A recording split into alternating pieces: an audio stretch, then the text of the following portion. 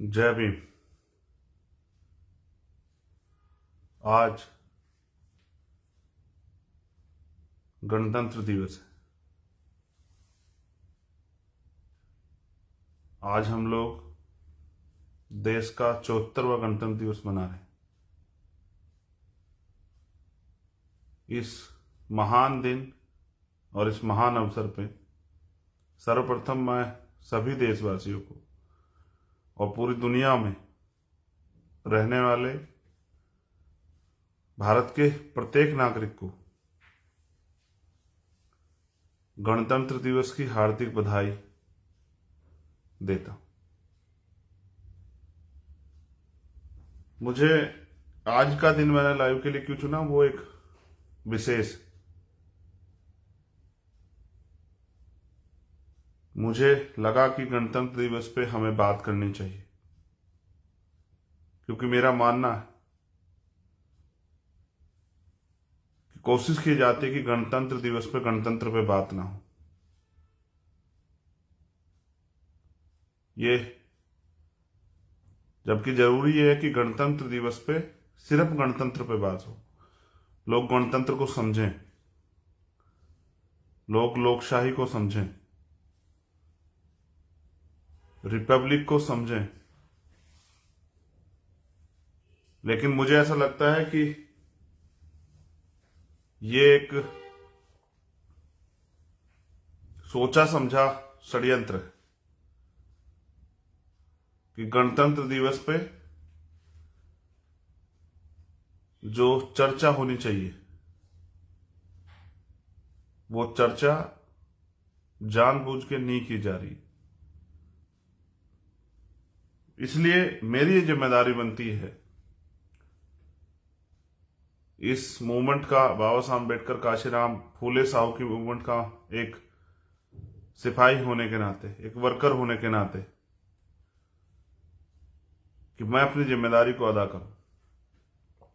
भारत में रहने वाले तमाम लोगों ने प्रत्यक्ष अप्रत्यक्ष रूप से आज गणतंत्र को सेलिब्रेट किया। उन्होंने चाहे तिरंगे को सलाम किया हो, या राष्ट्र निर्माताओं को सलाम किया हो, या कोई भी ऐसा कार्य, वो कहीं किसी प्रोग्राम में शामिल हुए हों, या उन्होंने दिल ही दिल समय की कमी के कारण जो है रिपब्लिक डे को जो मनाने का काम किया होगा, ऐसा मेरा मानना है। लेकिन सम्मानित साथियों, क्योंकि आज सोशल मीडिया का टाइम है, मुझे रैली करने के लिए बहुत साधन जुटा के आपके बीच आने की जरूरत नहीं। यहीं हम लोग आपसे बात कर सकते हैं, इसी प्लेटफॉर्म पे। मैं जो आपसे अपील करना चाहता हूं, मैं जो समझाना चाहता हूं, जो आज मुल्क के हालात हैं, उस पे जो चर्चा होनी चाहिए, उस पे जो वार्ता आपसे होनी चाहिए, उस पे जो डायरेक्शन आपको मिलने चाहिए, वो देने के लिए मैं आज आपके बीच हूं। पहली बात, ये जनवरी माह हमारे लिए बड़ा पावन माह है, साल की शुरुआत का माह है। और साल की शुरुआत कैसे होती है, देशवासियों के साथ बहुजन समाज के साथियों को भी जानना चाहिए। देश की शुरुआत होती है 1 जनवरी से। 1 जनवरी, इसी 1 जनवरी पे मैं गणतंत्र से पहले आपको कुछ याद दिलाता हूं। एक नेतृत्वकर्ता होते मेरी जिम्मेदारी है कि आप सब तक ये बात पहुंचे। 1 जनवरी 1818, भीमा कोरेगांव। क्यों हुआ भीमा कोरेगांव, और भीमा कोरेगांव के पीछे की सच्चाई क्या है, इस पे भी आपको आज ही के दिन मेरा मानना है कि ये पावन माह है, तो आपको बताना चाहिए। साथियों, चंद अधिकारों के लिए जो सामाजिक गैर बराबरी उस समय मौजूद थी, जहां छूने की आजादी नहीं थी, अच्छे कपड़े पहनने की, घूमने की, बात रखने की, सम्मान से जीने की आजादी नहीं थी, चंद जो पाबंदियां हम पे लगाई गई थी, उनमें से कुछ जो इतनी पाबंदियां लगाई उनमें चंद पाबंदियां हट जाएं, जैसे वो अच्छे कपड़े पहनने का अधिकार मिल जाए, जैसे दिन के उजाले में निकलने का अधिकार मिल जाए, जो पशुओं को भी था। उन उन अधिकारों के लिए उस समय की पेशवाई से हमारे लोगों ने मांग की कि हम आपके खेमे की तरफ से लड़ना चाहते हैं, लेकिन उस समय के संविधान के अनुसार शस्त्र रखने का और चलाने का अधिकार जो है वो सिर्फ वर्ण व्यवस्था में आधारित क्षत्रिय समाज को था। इसके कारण हमारे लोगों को इतना बलशाली होने के बाद भी उनका मजाक उड़ाया गया, तो उन्होंने उस समय के तत्कालीन जो शासक थे उनसे बात की कि अगर आप हमें मौका दोगे और हमें अधिकार दोगे तो हम आपके साथ आपकी इस लड़ाई को हम लोग लड़ेंगे। और उनसे ये समझौता हुआ कि ये जो पाबंदियां ये आप अगर हटा दोगे तो हम लड़ेंगे। इसलिए मैं भीमा कोरेगांव की बात कर रहा हूं। अब मैं आता हूं 26 जनवरी पे। जिन अधिकारों के लिए युद्ध हुआ, जाने गई, 28,000 पेशवाओं को मरकर कीमत चुकानी पड़ी, जबकि अधिकार नहीं देना मुनासिब समझा गया, उन सारे अधिकारों को बाबा साहब अम्बेडकर ने 26 जनवरी 1950 को जो संविधान लागू हुआ उसमें हमें दिया। एक शंका भी जाहिर की डॉक्टर अम्बेडकर ने संविधान के साथ, जो संविधान में अधिकार दिए गए उनको लेके, कि संविधान से अगर संविधान पूर्ण रूप से लागू होता है तो देश में खुशहाली आ जाएगी। उन्होंने कहा, इस शंका को जो मैं शंका आपसे बात कर रहा हूं, कि राजनीति में 1 वोट एंड 1 वैल्यू, 1 वोट और उसका 1 मूल्य, इससे राजनीति में तो बराबरी आ जाएगी।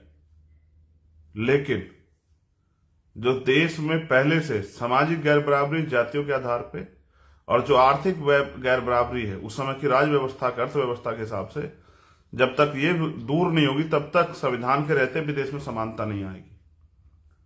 उन्होंने अपील की उस समय के सभी लोगों से कि हमें जल्द से जल्द एक मजबूत राष्ट्र बनाने के लिए सामाजिक गैर बराबरी और आर्थिक गैर बराबरी को भारत से खत्म करना चाहिए। लेकिन जिन लोगों को रूल करने का मौका मिला, देश को चलाने का मौका मिला सरकारों के रूप में, उन लोगों ने इस बात को किसी प्रायोरिटी पे नहीं रखा। देश की जो सबसे बड़ी समस्या है, जो जाति के आधार पर लोगों को बांटा गया है, कभी किसी पार्टी ने अपने मैनिफेस्टो में बात नहीं रखी कि देश से जातियां खत्म होनी चाहिए। हाँ, कुछ लोगों को आपके अधिकार जरूर चुभते हैं, इसलिए वो बार बार आपके संवैधानिक अधिकारों को खत्म करने के लिए मांग करते रहते हैं। लेकिन उन ना समझो को कोई क्या समझाए कि जिस जाति के आधार पर देश बटा है, अगर वो जातियां समाप्त कर दी जाए तो कोई भी जाति का प्रिविलेज नहीं ले पाएगा, फिर आपकी जो पीड़ा है वो दूर हो जाएगी।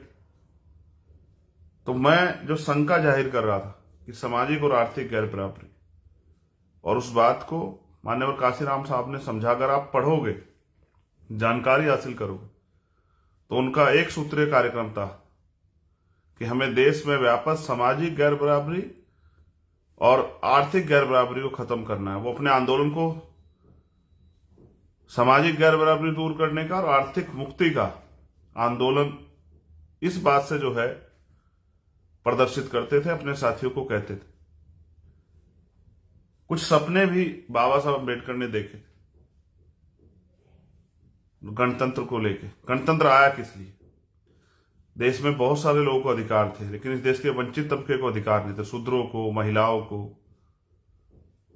अछूतों को, आदिवासियों को, अल्पसंख्यकों को अधिकार नहीं थे। उनके लिए आया गणतंत्र। पहले भी राजा होते थे, राजशाही थी। जब तक देश एकजुट नहीं हुआ, भारत नहीं बना तब तक कबीले और बादशाही में बटा हुआ था। तो जरूरत किसकी थी? डेमोक्रेसी की जरूरत किसको थी? असल में डेमोक्रेसी की जरूरत इस देश के एक बड़े समाज को थी, जिसको लंबे समय तक अधिकार से वंचित रखा गया।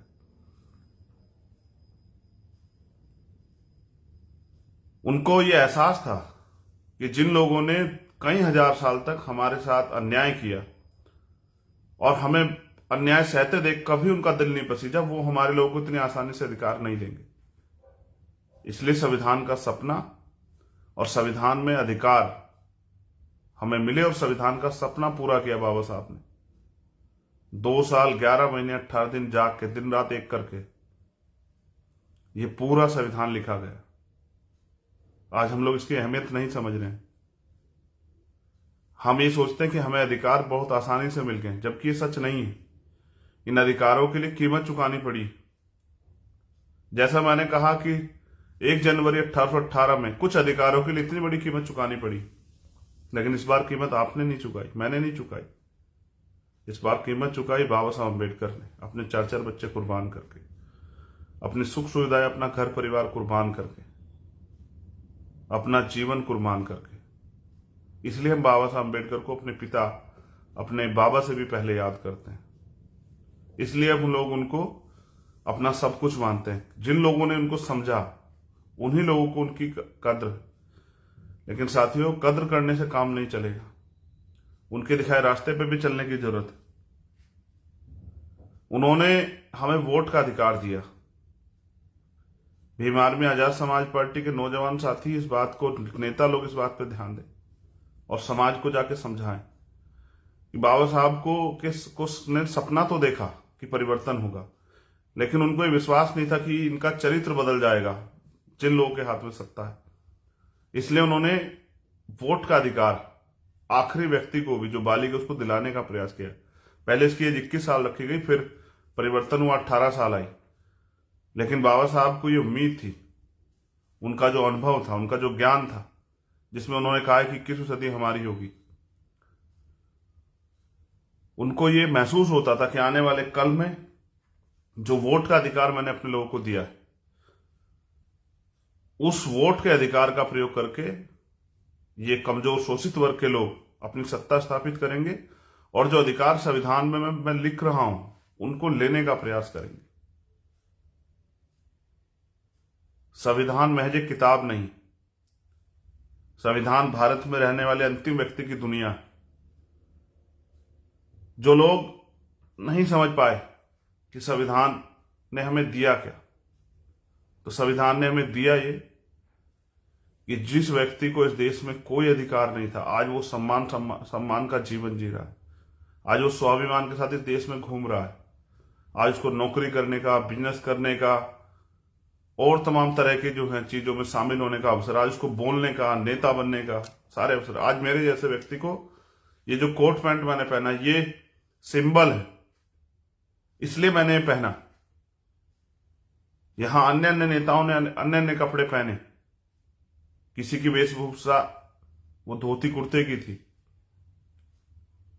किसी की हाफ पैंट और शर्ट की थी, लेकिन यहां बाबा साहब अम्बेडकर ने प्रयास किया कि वो अपने समाज को संदेश दे पाए कि वो सम्मान स्वाभिमान से जी, और इसलिए अपने अंदर काबिलियत पैदा करें और साधन जुटा के वो जो सुविधाएं ताकतवर लोगों के पास थी वो भी प्राप्त करें। इसलिए मैंने आज कोट पैंट पहना कि आपको बताया जाए कि डॉक्टर अंबेडकर क्या चाहते थे। वो आपको भूखा नंगा नहीं देखना चाहते थे, वो आपको किसी का पिछलग्गू नहीं देखना चाहते थे, वो आपको इस देश में शासक देखना चाहते थे।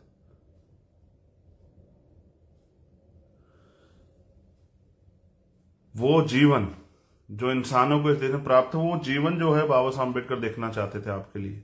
इसलिए इस संविधान ने हमें दिया पढ़ने का अधिकार, आगे बढ़ने का अधिकार, समानता का अधिकार, जो नहीं दिया गया था। कितनी भी कीमत चुकाने के बाद, कितना भी अपमान सहने के बाद, रोने के बाद, चिल्लाने के बाद, वो समानता का अधिकार,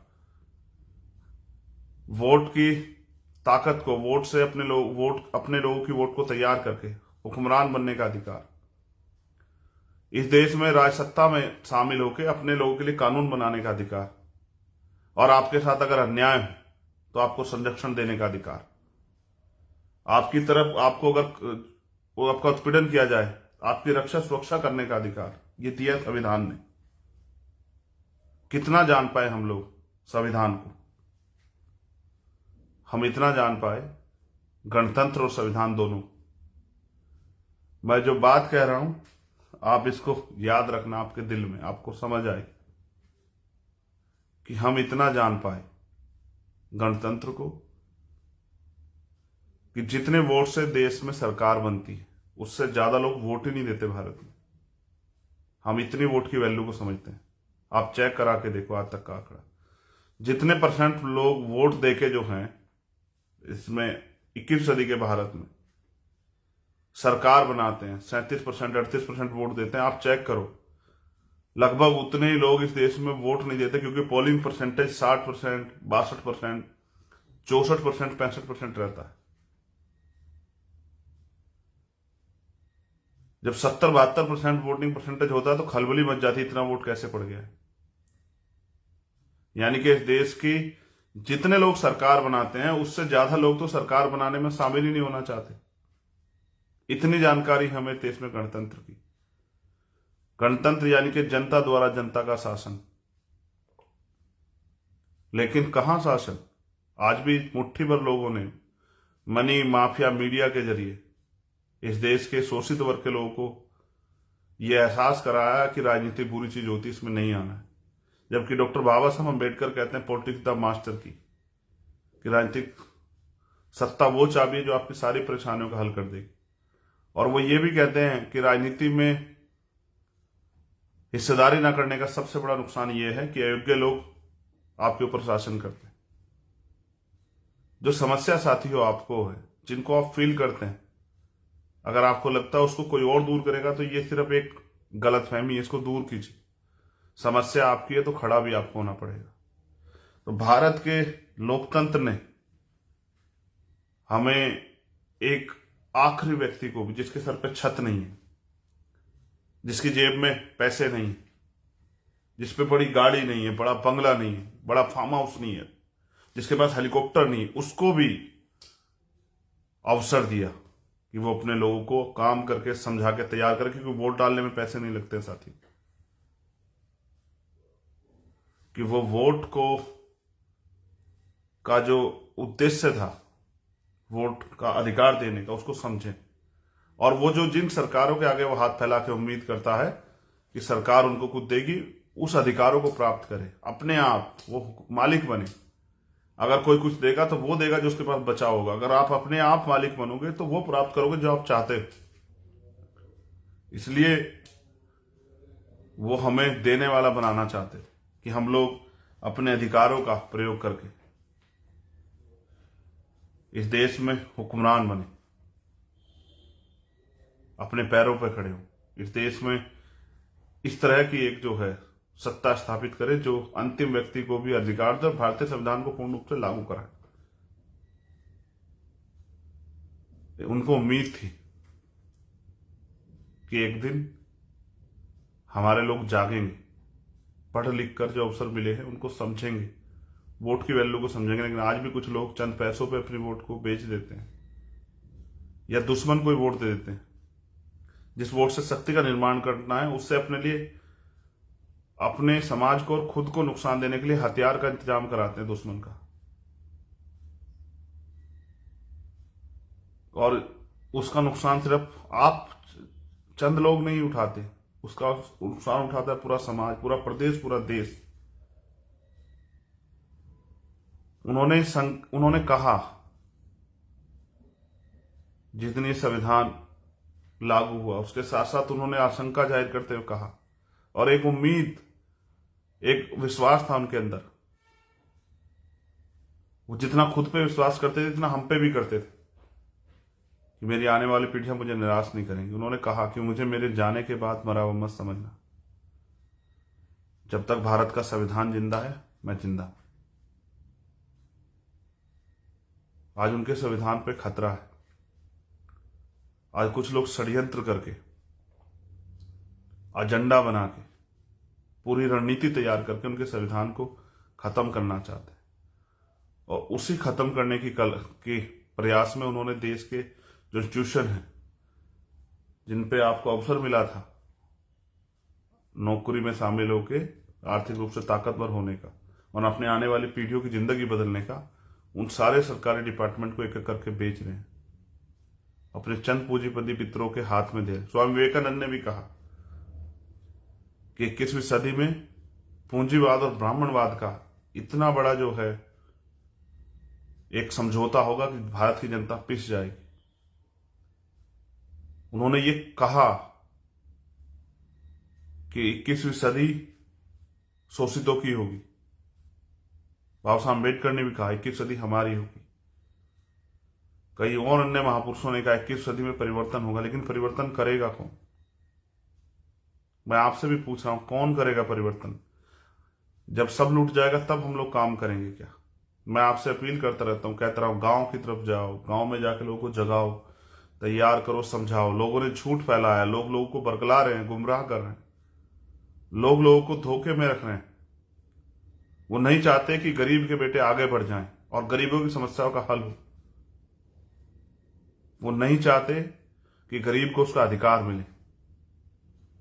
आप महसूस करके देखो, हमारे नेता लोग भी, हमारे साथी लोग भी, हमारे भाई बहने, कि 72 साल के इस लोकतंत्र में हमारे हिस्से में क्या है? क्या हमें जमीन मिली? क्या हम सब लोगों को सम्मान से जीने के लिए रोजगार मिला? क्या इस देश में हमें स्वाभिमान सम्मान के साथ जीने का, समानता का जीवन मिला? क्या अब हमारे साथ अन्याय अत्याचार होना बंद हो गया जो हम चुप बैठे हैं? क्या देश में अब महिलाओं को बराबर की हिस्सेदारी मिल गई है, उनके साथ अन्याय नहीं होता? क्या मूछे रखने पे, घोड़ी पे बैठने पे, मटकी छूने पे अब हमारी हत्या होनी बंद हो गई है? क्या देश में जिसकी इतनी संख्या भारी उसकी इतनी हिस्सेदारी निर्धारित हो गई है? क्या देश से जातिवाद खत्म हो गया है? क्या देश में समतामूलक समाज बन गया है? क्या मिला है 72 साल में? जिन नेताओं के भरोसे आप रहे, उन्होंने आपको दिया क्या है? क्या आज भी आपके घर में सुबह उठ के सबसे पहले इस बात पर चर्चा नहीं होती कि आज राशन कहां से आएगा, आज इलाज के लिए पैसे कहां से आएंगे, आज स्कूल के लिए फीस कहां से आएंगी? दुश्मन अपना काम कर रहा है, लेकिन हम अपने लोग सुरक्षित रखने के लिए क्या कर रहे हैं? मुझे बड़ी खुशी होती है, आप सारी एट्रोसिटी पे जाके लड़ते हो, लेकिन अगर उस समाज को आप तैयार नहीं करोगे कि वो अपनी वोट से अपनी ताकत बनाए, तो लोग तो मरते रहेंगे। क्योंकि सत्ता में ताकत है, सत्ता में ताकत है। ये डॉक्टर अंबेडकर कह रहे हैं, पॉलिटिक्स द मास्टर की। उस सत्ता को कब हासिल कर पाएंगे हम लोग? मैं आपसे अपील करता हूं कि काम करो, संगठन बनाओ। इसलिए तो करता हूं, इसीलिए करता हूं अपील कि आप अहमियत को समझो। जब सब अधिकार खत्म हो जाएंगे तब क्या करेंगे हम लोग? जब इस देश के संविधान को जिस तरह से ताकतवर लोग सत्ता में बैठ के पूंजीपति और ब्राह्मणवादी मिलके कुचलने का काम करें, आरएसएस बीजेपी के लोग जिस तरह से संविधान में मिले अधिकारों खत्म करने का प्रयास करें, षड्यंत्र हो रहे हैं, जैसा मध्य प्रदेश में हुआ। मैं आपके याद दिला रहा हूं, स्पेशली मध्य प्रदेश के साथियों के, कि 12 फरवरी को भोपाल में जो प्रोग्राम है वो ऐसा होना चाहिए कि 12 फरवरी के बाद आपके अधिकारों की तरफ आंख उठाने से पहले मध्य प्रदेश ही नहीं पूरे देश में 1000 बार सोचा जाए। मैं अपने SC, ST, OBC माइनॉरिटी के भाइयों से अपील करता हूं कि आप आइए, जो साजिश दुश्मन कर रहा है उसको बेनकाब करेंगे और अपनी एकता से ये संदेश देंगे कि अब हम गुलामी बर्दाश्त नहीं करेंगे। मैं भी ये चाहता हूं, मेरा भी एक सपना है, अपने महापुरुषों के सपने को आगे बढ़ाते हुए, कि आप सब लोगों को स्वाभिमान, सम्मान और अधिकारों का जीवन मिले। जो अन्याय आपके साथ होता है वो बंद हो जाए और इस देश में गैर बराबरी पर आधारित जो व्यवस्था खत्म हो जाए, एक समतामूलक समाज बने। और बिना शक्ति के ये परिवर्तन नहीं हो सकता। शक्ति मैंने आपको बताया, कि शक्ति सत्ता में। इस उद्देश्य को गणतंत्र के समझिए कि ये गणतंत्र क्या संदेश दे रहा है। 74 साल से जो 74वां गणतंत्र हम मना रहे हैं, सूनी पड़ी है बहुजनों के लिए दिल्ली की गद्दी।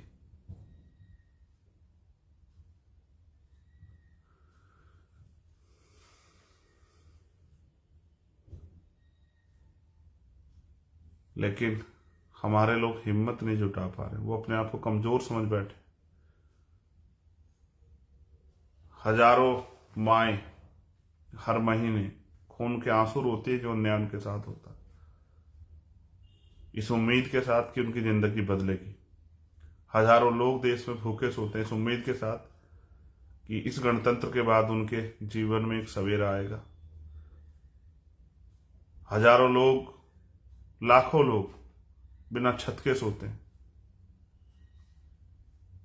इस उम्मीद के साथ कि इस गणतंत्र के बाद एक नया सवेरा आएगा। लाखों लोग अच्छे कपड़ों के लिए तरस रहे हैं इस देश में। सच तो यह है कि लाखों लोग आज भी साफ पानी पीने के लिए तरस रहे हैं। इसलिए मैं आपसे बार बार कहता हूं कि समय किसी का इंतजार नहीं करेगा।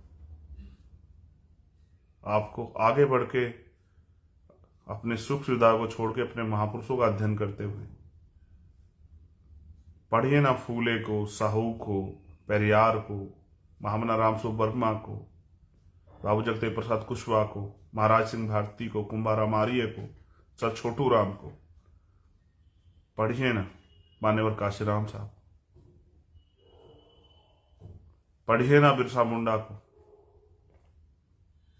और जानिए ना उनके दर्द को कि उन्होंने किस दर्द के लिए अपना सब कुछ कुर्बान कर दिया, किसके लिए वो उन्होंने जीना और सुख सुविधाएं लेना छोड़ दिया। क्या ऐसा क्या दर्द था जो उनको महसूस हुआ। समझदार के लिए इशारा काफी होता और ना समझ के लिए कुछ भी नहीं। साहब कहते थे कि सिर्फ सांसों का रखना मौत नहीं होती, जिसका जमीर मर जाता वो भी मर जाता। वो कहते थे कि सोए हुए को तो जगाया जा सकता है, लेकिन अगर कोई जानबूझ के आंख बंद करके लेट जाए तो उसको नहीं जगाया जा सकता। जो जागे हुए लोग हैं उनको ज्यादा मेहनत करनी, उनके लिए जो नहीं जागे अभी। मैं इस सपने को रोज जीता हूं। जो विरोधी बहुजन समाज में ही हैं लेकिन विरोध करते हैं राजनीतिक कारणों से, मैं उनसे भी कह रहा हूं कि इतने दिन के लोकतंत्र में अगर आज भी हमें समान अवसर और स्वाभिमान, सम्मान और समानता का जीवन नहीं मिला, इसका जिम्मेदार कौन है। मैं बस ये चाहता हूं जो हमारे महापुरुष चाहते थे कि स्वाभिमान, सम्मान व अधिकारों का जीवन जो है अंतिम व्यक्ति को मिले, और इसी के लिए हम लोग संघर्ष कर रहे हैं। आप जिन राजनीतिक कारण मेरा विरोध करते हैं, एक दिन मैं वादा करता हूं आपको एहसास होगा और फिर आप बहुत पछताएंगे। मैं एक तरफ इस पूरी ब्राह्मणवाद की सरकार से लड़ रहा हूं, पूरे संघ से लड़ रहा हूं, इनके इंस्टीट्यूशन से लड़ रहा हूं, इनकी कोर्ट से लड़ रहा हूं, इनकी कचहरियों से लड़ रहा हूं, इनकी मीडिया से लड़ रहा हूं, और एक तरफ थोड़े से राजनीतिक लाभ में आप इस आंदोलन के खिलाफ झूठी बातें करते रहते हैं। अगर आपको कोई शंका भी है तो कुछ दिन इंतजार कीजिए ना। मैंने आज तक अपने जीवन में कोई ऐसा काम नहीं किया जिससे कि विरोधियों को फायदा हो। हमेशा प्रयास किया कि मुझसे कोई गलती ना हो।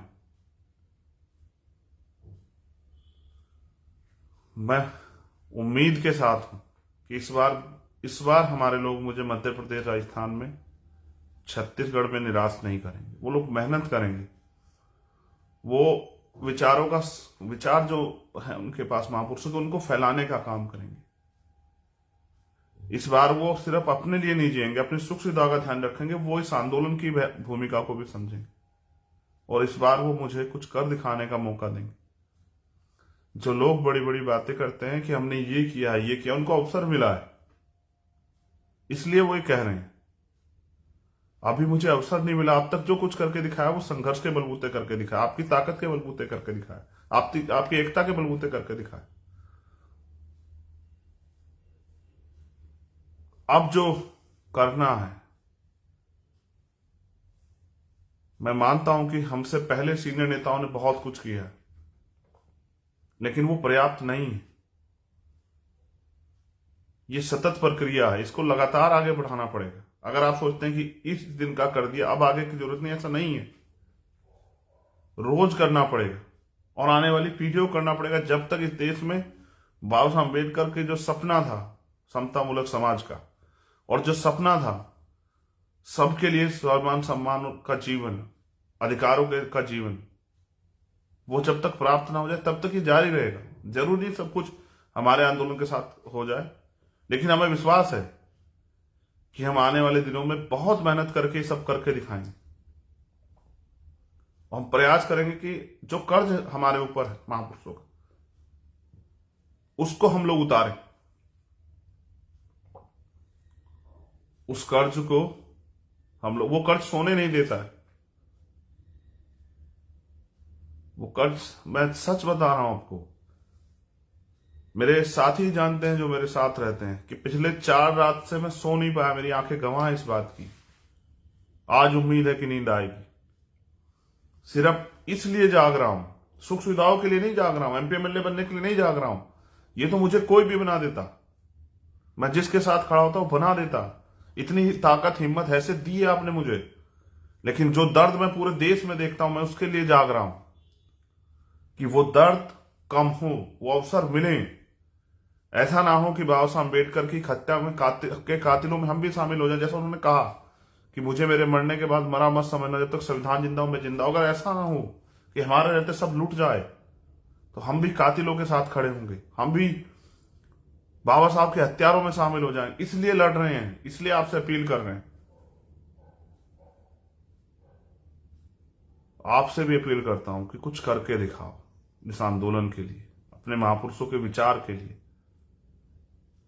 इस आंदोलन, इस विचार को नहीं छोड़ सकता हूं माननीय प्रकाश राम और बाबा साहब अम्बेडकर के। इस बहुजन आंदोलन को नहीं छोड़ सकता हूं। इन बहुजनों को मनुवादियों के भरोसे नहीं छोड़ सकता हूं। पहले जैसे जीवन नहीं चाहते। 2 रास्ते हैं आज आपसे कह रहा हूं।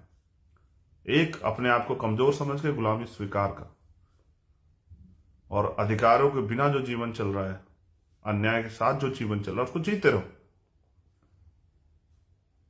एक, कि उठ खड़े हो जाओ और काम करो और गुलामी की बेड़ियों को काट दो और स्वाभिमान सम्मान और अधिकारों के जीवन के लिए लोगों को जगाने का काम करो, लोगों को समझाने का काम करो, तैयार करो लोगों को। कांटे से ज्यादा चुभता हूं आज मैं इन लोगों को, सिर्फ इसलिए कि ना इन पे खरीदा जाता हूं, ना ये मुझे तोड़ पा रहे हैं मुकदमे लगा के, और ना ही ये मुझे डरा पा रहे हैं। ये मुझे डराने के लिए मेरी गाड़ियों में हमला कराते हैं, ये मुझे डराने के लिए मेरे ऊपर झूठे मुकदमे लगाते हैं, और ये मेरे साथियों को जो है खरीदने का प्रयास करते हैं, मुझे कमजोर करने के लिए, इस आंदोलन को कमजोर करने के लिए। लेकिन मेरे, अगर मुझे, मैं मर भी जाऊंगा तो भी आंदोलन कमजोर नहीं होता, क्योंकि आज इस आंदोलन को चलाने वाले ये हजारों रखवाले हैं जो आज मुझे सुन रहे हैं। आज हर घर में बाबा साहब अम्बेडकर, काशीराम साहब का विचार जो है एक नौजवान के रूप में फल फूल रहा है। आज एक चंद्रशेखर की जरूरत नहीं, उनके पास लाखों चंद्रशेखर तैयार हो रहे हैं। और आने वाले 5 साल बाद मैं बताऊंगा कि हम इस देश में हमने क्या तैयार किया है। आज हम मोहरे नहीं रहे हैं लोगों की, आज हम अपने बल पे जीने के लिए तैयार हो रहे, खड़े हो रहे हैं। मैं कल बिजनौर रहूंगा, कल मैं राजस्थान था, उससे 2 दिन पहले मैं महाराष्ट्र था, उससे 2 दिन पहले मैं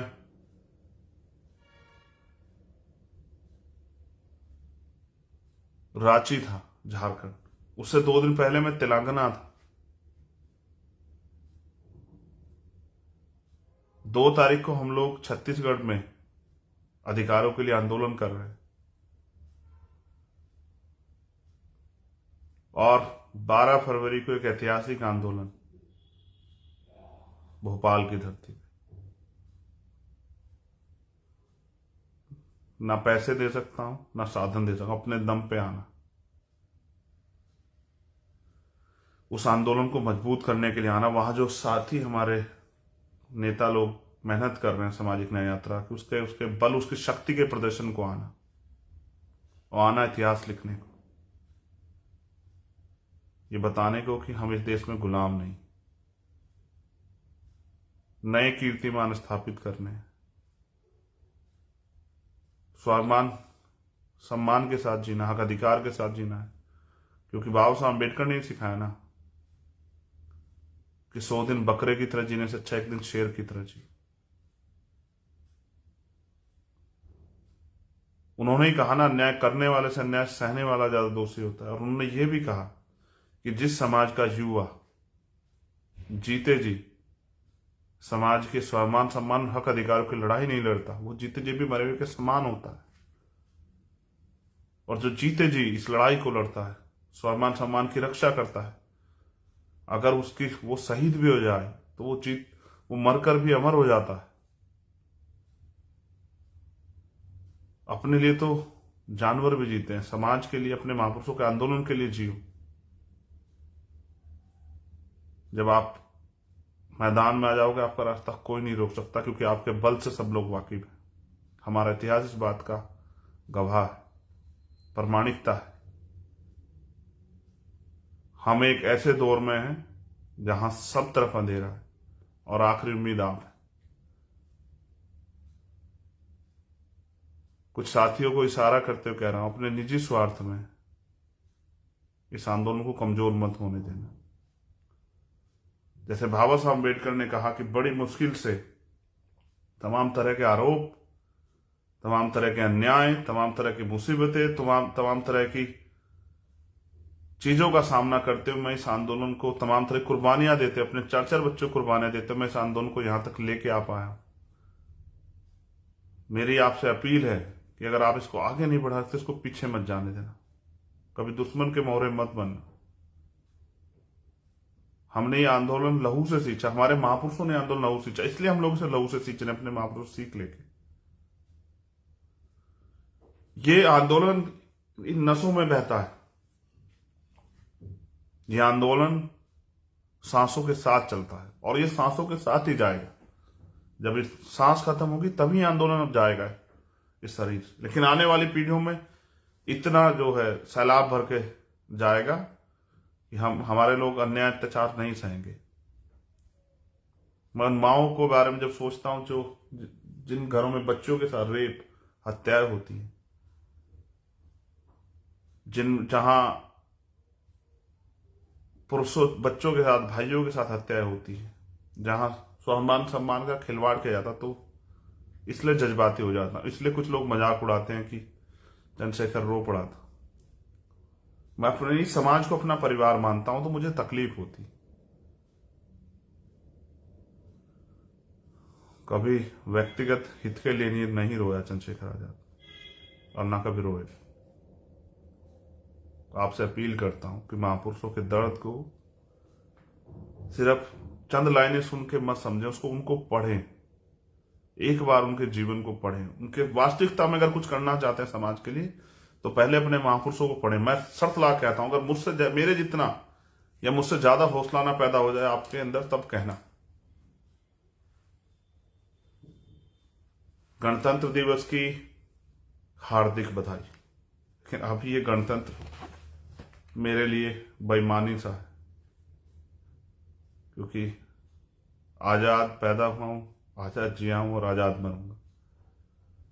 तो बहुजनों की आजादी के लिए ये आंदोलन आगे बढ़ना चाहिए, क्योंकि जिन्होंने हजारों साल से आपको इंसान नहीं माना, आपको अधिकार नहीं दिए, वो अब आने वाले समय में आपको अधिकार नहीं देने वाले। वो आपकी बात भी इसलिए करते हैं, आपका वोट का अधिकार, वो आपके पैर भी धोते हैं, आपको गले भी लगाते हैं, आपको अपना भी करते हैं, आपके महापुरुषों को फूल भी चढ़ाते हैं, सिर्फ इसलिए कि आपके वोट को लूट सके।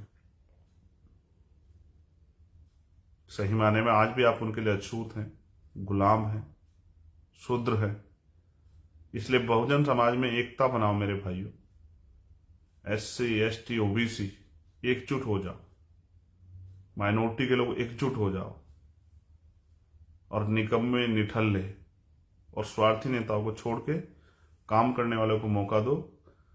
जो सिद्धांत मैंने सुबह भी लिखा, बाबा साहब अम्बेडकर ने दिया कि आज मैंने रानी का पेट काट दिया, आज के बाद राजा मतपेटी से पैदा होगा, बैलेट बॉक्स से तैयार होगा।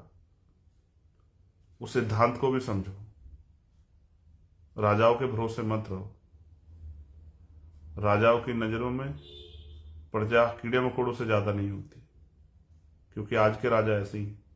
और आप कीड़े मकोड़े नहीं, बाबा साहब के वंशज हो, फूले के वंशज हो, साहू के वंशज हो, पेरियार के वंशज हो, संत गाड़गे महाराज के वंशज हो, नारायणा गुरु के वंशज हो, मां सावित्रीबाई फुली, मां रमाबाई के वंशज हो, मां अवंतिबाई लोधी, मां झलकारी बाई के वंशज हो। इसलिए कह रहा हूं, अपनी शक्ति को पहचान। मां आशा गुजरी के वंशज हो, धन सिंह कोतवाल के वंशज हो। इसलिए आपसे कह रहा हूं, अपनी ताकत को पहचानो। बाबू जगदेव प्रसाद कुशवाहा, जननायक कर्पूरी ठाकुर के वीरों, इतिहास आपको क्यों याद रखे, कुछ ऐसा करके जाने के लिए काम करो। पुनः धन्यवाद। जय भीम, जय भारत, जय संविधान। गणतंत्र दिवस की मंगल कामनाएं और ये उम्मीद भीम आर्मी आजाद समाज पार्टी के सिपाहियों से कि मुझे अपने ऊपर भरोसा है, तो मुझे आपके ऊपर भरोसा है कि आपको कोई नहीं हरा सकता। सबसे ईमानदार, सबसे समर्पित, सबसे काम करने वाले अगर सिपाही हैं तो भीम आर्मी आजाद समाज पार्टी के पास। जय भीम।